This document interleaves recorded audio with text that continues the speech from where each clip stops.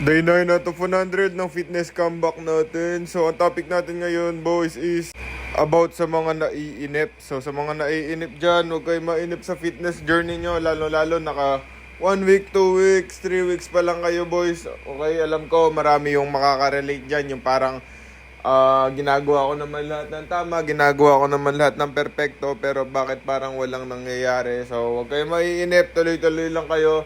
Stay consistent. Tapos, syempre, yung result, mag-aano pa lang yan, overtime. So, huwag kayong magmamadali. Kasi ganun din yun. Pag minadali nyo, mabilis mawawala.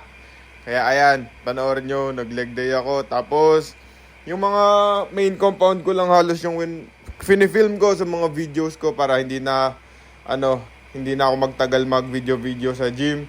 So, yun. Kaya konti lang yun na-videohan ko. Tapos, post-workout meal. Yan, back to basics na tayo.